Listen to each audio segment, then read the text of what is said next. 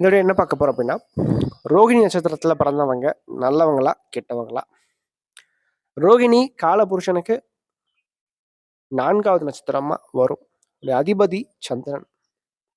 அதாவது 27 நட்சத்திரத்திலேயே வந்து பார்த்தீங்கன்னா, சந்திரனுக்கு ரொம்ப மிகவும் பிடித்த நட்சத்திரம் ரோகிணி தான். சரிங்களா? பெரும்பாலும் இந்த ரோகிணியில பிறந்தவங்க வந்து பார்த்தீங்கன்னா, இயல்பிலேயே அந்த ஒரு அட்ராக்டிவ் அந்த வசீகரம் அப்படின்றது இவங்ககிட்ட சற்று அதிகமா இருக்கும். மற்றவர்களை கவர்ந்து தன்பால் இழுக்கிறதுல இவங்க ரொம்ப கெட்டிக்காரங்க அப்படின்னு எடுத்துக்கலாம். ஃபர்ஸ்ட் விஷயம். 2வது நல்ல கற்பனை சக்தி அதிகம் கொண்டவங்க. அதீத கற்பனை ஆற்றல், நல்ல ரசனையாளர்கள் அப்படின்னு சொல்லலாம். கலை, இயல், இசை, நடனம் இது சார்ந்த விஷயங்கள்ல இவங்களுக்கு அந்த ஆர்வம் அப்படின்றது இருக்கும். அட்லீஸ்ட் ஒரு பாட்டு கேட்கறதுலயாச்சும் ஒரு இன்ட்ரெஸ்ட் வந்து இது கொடுக்கும் அப்படின்னு எடுத்துக்கலாம். அதே மாரி தன்னுடைய குடும்பத்தின் மீது அதிகமான அன்பும், பாசமும் வைக்கிறதுல இவங்க ரொம்ப கெட்டிக்காரங்க. அம்மா அப்படின்னாவே கண்ணுல தண்ணி வரும். அந்த அளவுக்கு தாய் பாசம் அதிகம் கொண்டவங்க. மற்றவர்கள் மீது அதிகமான அன்பும், பாசம் வைக்கக்கூடியவங்களும் இந்த ரோஹிணியில பிறந்தவங்க அப்படின்னு எடுத்துக்கலாம். குறிப்பா தன்னுடைய குடும்பத்துக்கு அதிகமான முக்கியத்துவம் கொடுக்கக்கூடியவங்க, தன்னுடைய குடும்பம் தான் முதல்ல அப்படின்னு சொல்லிட்டு நினைக்கக்கூடியவங்க இவங்க அப்படின்னு எடுத்துக்கலாம். அது மட்டும் இல்லாம, பெரும்பாலும் கொஞ்சம் பொறுமைசாலிகள் தான் இவங்க வாழ்க்கையில. சரிங்களா? அதாவது கோவம் வரும். அவ்வளோ சீக்கிரம் வராது. ஆனா வந்தா தாங்காது. அந்த மாரி தான். சரிங்களா? ஆனா பெரும்பாலும் கோவம் அவ்வளோ சீக்கிரம் வராதுங்க. ரொம்ப பொறுமையா தான் இருப்பாங்க. அது மட்டும் இல்லாம, தன் காரியத்துல கண்ணா இருப்பாங்க. உட்காந்த இடத்துலயும் மத்தவங்கள வேலை வாங்குறதுல இவங்க ரொம்ப கெட்டிக்காரங்க அப்படின்னு எடுத்துக்கலாம். பாசிட்டிவ் சைடு அப்படின்னு பார்த்தீங்கன்னா, இதுதான் பாசிட்டிவ் சைடு.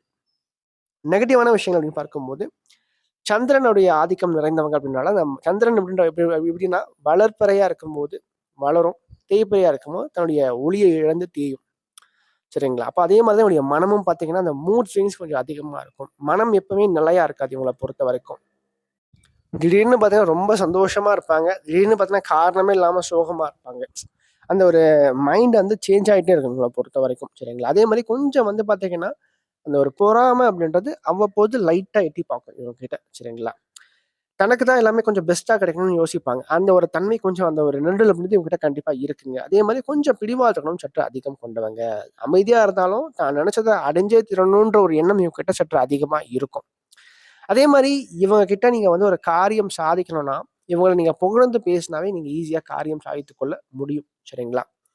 ஸோ இது வந்து கொஞ்சம் உடைய நெகட்டிவ் சைடா பார்க்கப்படுது. ஸோ மொத்தத்துல வந்து பார்த்தீங்கன்னா, ரோஹிணில பிறந்தவங்க நல்லவங்களா, கெட்டவங்களா அப்படின்றத முக்கியமா நான் சொல்லப்போற விஷயம் என்னன்னா, அதுக்கு முன்னாடி ரோகிணில பிறந்தவங்க ஒரு குளிர்ச்சியான ஒரு நிலா போன்றவங்க. அதாவது ரொம்ப வந்து பார்த்தீங்கன்னா, பௌர்ணமி வெளிச்சத்துல ஒரு நிலா போன்றவங்க. சரிங்களா? ஒரு குளிர்ச்சி அப்படின்றது இவங்க கிட்ட அதிகமா இருக்கும். அந்த குளிர்ச்சிய, அந்த இதமான ஒரு தன்மைய வந்து எப்பவுமே மத்தவங்களுக்கு கொடுக்க நினைக்கக்கூடியவங்க. அந்த அன்பையும், பாசத்தையும் அதாவது தனக்கு என்ன இருக்கோ அது எல்லாத்தையும் தூக்கி மத்தவங்களுக்கு கொடுக்கணும்னு நினைக்கக்கூடியவங்க இவங்க. சரிங்களா? ஸோ இவங்க வந்து நல்ல மென்மையானவங்க, ரொம்ப அன்பானவங்க. பெரும்பாலும் இவங்களா யார்ட்டயும் சண்டை போட மாட்டாங்க.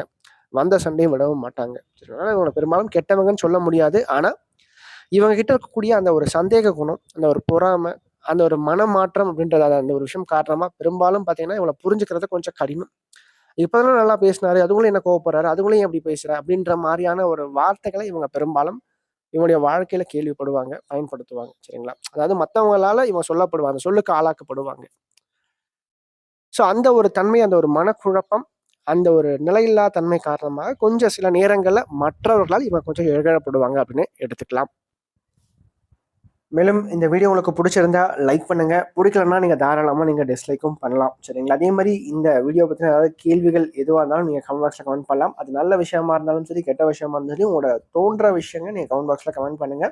அது சரியா இருந்தா இன்னும் எனக்கு பூஸ்டப்பா இருக்கும். அது தவறான ஒரு இதுவா இருந்தா நான் அத திருத்திக்கிறேன். சரிங்களா? நன்றி, வணக்கம்.